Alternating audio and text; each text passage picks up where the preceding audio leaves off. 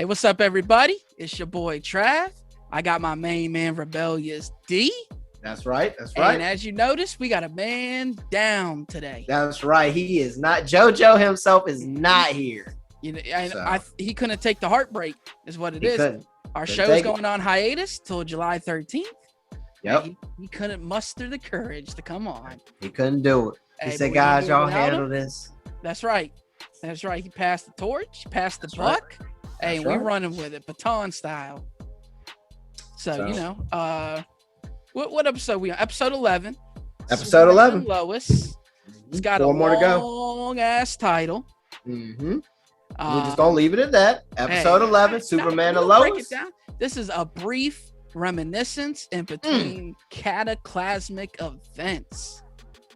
Well done, Trav. Now, you know what's crazy is that when they showed the preview last week, I thought it was gonna be like a like a flashback episode, and it kind of was, but not really. Not because, traditional way. Once I didn't expect that to be what happened. You know. Yeah, I actually appreciated it, dude. The writing on the show, bro.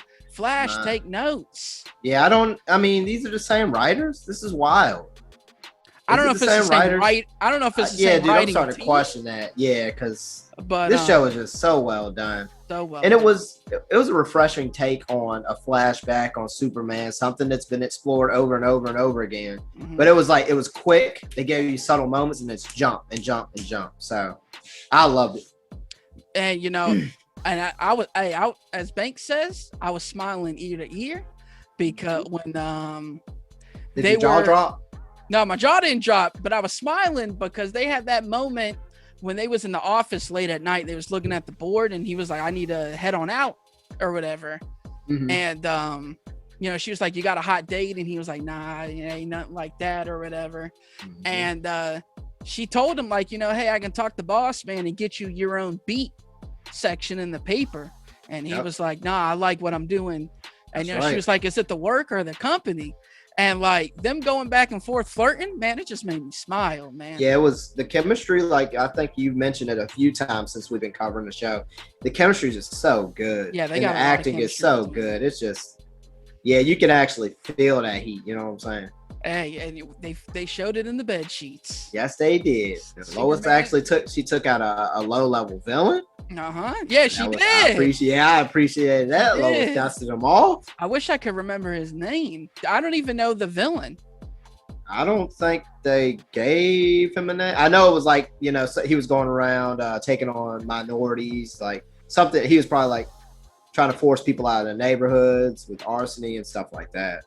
Yeah, so that was supposed to be a character called Atom Man, which I don't even know who that is, bro. A low time villain. But it's appreciated though. I loved it. You know, pretty much this was a love letter to Superman through the ages. They showed like again, we got the Superman cover with him in the car, like they showed that in the first episode with the little boy. And then of course we got the Atom Man stuff, which I don't even know who that was, but I mean he's from like the 50s. You know we're gonna do our research. Yeah. And you know, it's just crazy, man. Like all the little Easter eggs that you know they'll throw in there. Mm-hmm. But you know, keeping along the story, because again, like we said, it was supposed to be like a flashback, but not really. But it still pushed the story forward on what they was doing, and pretty much we get caught up to Superman and Lois's life that we didn't get from the pilot episode. You know, they were already grown doing their thing, and now we get to see that 20-year history of what they've been through, and then you know, to go up to where Superman was down and out, you know, in the Antarctic or wherever the hell that is. And Morgan Edge pretty much was trying to turn him. And he found him. He found him. Yeah, beat his ass too. I thought one thing that I really liked that they did was they not only did they show, you know, Clark having a brother from Krypton, but he literally has the same tech as him. Right. And I thought that was appreciated, like how he was able to build his fortress where he wanted to.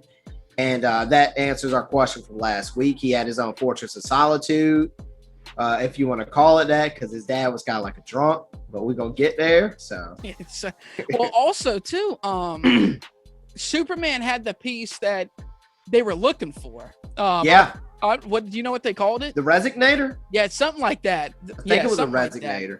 But I thought it was interesting that he was able to find them. Right. Because, the way they left last week's episode, like he crashed and then you saw Morgan Edge go to his own, like, palace thing. Right. And I thought it was just interesting that he was able to track him down that fast.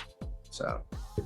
Yeah, man, it was real cool, and of course, as he's got pretty much Superman debilitated. Going back to last week when the dad had said, you're going to be out for days. Yeah. And Superman was like, I got it. And Superman was wrong. He didn't have it. He needed more time. He didn't have it, bro. Well, maybe if he built it in the Bahamas, he'd have been laying in the sun this whole time and maybe could have recharged. I thought it was just neat that I do like that we get the hint that John Henry Irons is coming back. Right. Yeah. So I'm about to see how he's going to help. It's going to get interesting, man. Like you said, the show writing is just so good. Let's get it. And I'm willing to bet in the other version that he's from, that multiverse. Yep. This is exactly how Superman was turned. However, again, Superman didn't have Lois. She was with John Henry. Yep, exactly. So Superman having Lois is a big game changer on Superman turning to the evil side. Yeah. So, and, as we pretty much get down to the wire, as he calls himself, I don't, what do he call himself? Did he call himself Uncle Morgan or Morgan? Uncle Morgan. Yeah, he sure did. Uncle Morgan showed up. Uncle Morgan's here. And, Superman cuts the deal. He says, you leave my family alone and, I'll ride with you. Yeah. And we see the turn at the end what is he exactly being shocked with? Do you know? It looks like red solar energy, but I thought that red solar energy took his powers away. Right? Isn't it something like that? Like red sun? It's like a red, I think it's red solar rays can hurt Superman or dampen his powers. Now, I wasn't sure if this was supposed to be actually that or some form of that red kryptonite that can turn mind Kryptonite control X? him. Yeah. Mind control him or something. I think that it's interesting, and once again, we'll find out after the break. But I don't know what it is either. But it's like, can you put the consciousness of another Kryptonian in a Kryptonian? Is my question. Right. Because I was gonna say I'm just hoping that we don't see evil Superman. I really don't want to see evil Superman personally. I could get down with it if they rely more on give me a little bit more choreography when it comes to like John Henry Irons. He's still is definitely going to come and help. Oh yeah. So it's like if they can give us some hand to hand, I'm fine with it because they've given us like glimpses of what he can do and helping people. So I'm okay with it, but I just want them to keep it the same way they've been doing it. Like, don't give us too much. Like if I can get Steel versus Superman for a few frames, I'm good with that. And it's like Lois busts out the kryptonite. Let's change him back, whatever. And something else that's cool, going to like I was talking about, there's so many Easter eggs in this episode. Yeah.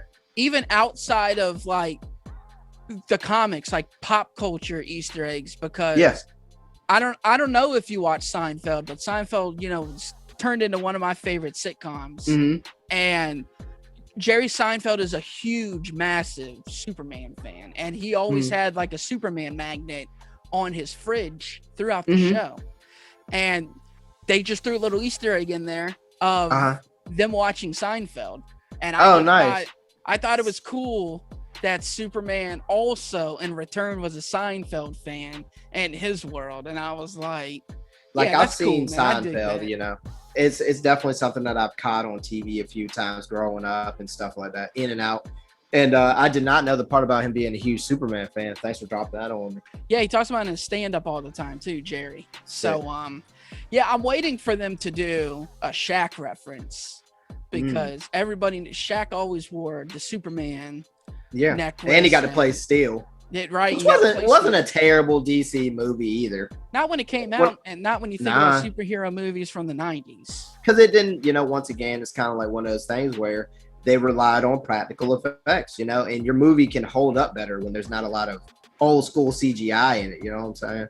And of course it's Shaq. It's Shaq. One of the better movies he's done. So. But I mean, one thing I thought was interesting was the crystals. I'm guessing, they both had the crystals that created their own little palace, and Fortress of Solitude. And then another thing, how did you feel about everything going on with the kids before, Uncle Morgan showed up? Oh, yeah, that's right. So, pretty much we get the gimmick of, the three amigos talking in the living room. Yeah. And, pretty much, they're talking about the events of what's transpired. And, she's talking about, at least I knew the truth or whatever. And, she's thanking them. But, she wants to talk to, our man Jordan, on his own. Jordan. And, so Jonathan gives them that space and she lets Jordan know, I don't want to be just friends. No. Yep. I'm telling you, this is how it's going right now, but I definitely think there's going to be a bro on bro conflict later. Well, I still feel that way, man. Hey, Jordan, because Jordan's going to mess it up somehow. There's going to be some sort, maybe he accidentally hurts her or he can't emotionally control himself. Like he's been. Yeah. Unstable. Or this is my theory. I think something's going to happen to where Jordan puts her in danger and Jonathan saves her from Jordan. And that causes this huge rift between her and him. And then her confiding in Jonathan because of it. And Jordan now being jealous over that situation. This is what I'm seeing transpiring. I mean, I love that. I love that theory. I could definitely see it coming down to now Superman has twins. So I wonder if it's going to come down to bro on bro, man. Right. Whether, JoJo gets mad at him when, he storms out and he aligns himself with the next season's villain. I could see a lot of things going on because he's already got that emo look about him. Mm-hmm. So it's neat, man. They could spin it a lot of ways. I have a lot of faith in them. Dude, and I'm gonna be honest with you. If this, let's say this was the season finale, I would have been okay with it because I felt like it would have gave me that feeling of, oh my God, is Superman gonna be evil? You know what I mean? Like if I'm a kid watching this and I see that, and now I don't get any more episodes for the next year. My mind's like, oh my God, what's going to happen to Superman? Yeah. So it'll be interesting to see how the season really ends. Yeah, I mean, and that's a great point too. I think it's even more interesting is that they looked at it and had that right there where they could use it. The tip, what's going to go on. But now they're going past it. So we really don't know where it's going to end. Well, also, I know originally it wasn't 15. They added more. So if it was originally 11, this would have been. Yeah. Oh, that's a great point. But it's I wonder what they wanted to do. Well, I wonder where the writing's going if they wanted to go past where this is, because this would have been phenomenal. Yeah. He comes in, he's beat, he can't do anything. He knows he can't protect his family. And I still feel like this is Superman betting on his family, more so betting on Lois to figure this out, because he already knows what her dad's packing. You know what I'm saying? So it's like she's calling in the cavalry. I can't wait. Yeah, man, I didn't think about that. I guarantee you his whole thought process was she's going to get me out of this. Yeah, because think about when they met and how intrigued he was with her as a person. Her detective skills. You just gave your boy goosebumps off of that. Hey, I like it, man. I hope I'm right. I hope we can cash in on it, Travis. God, please no curveballs, please. I don't want to see Barry come walking out. I don't need to see nobody running. I don't want to see Kara. None of that. I don't want to see none of that. So it's nice, man. I loved it. But yeah, again, another great episode. We're on hiatus till July 13th. So that's right. 3 weeks. We don't got Superman. Oof. And but hey, we're gonna be right back at it. And yes, we will. We're gonna finish up the summer, on a hot note. Yes, sir. Can't wait. So yeah, that's it for me. I don't got anything else to say. How about yourself? You want to give your boy Kyle a shout out before we wrap this thing? Hey, that's right. I forgot, bro. He fessed up. Apologize. Yeah, he swallowed that pill, boy.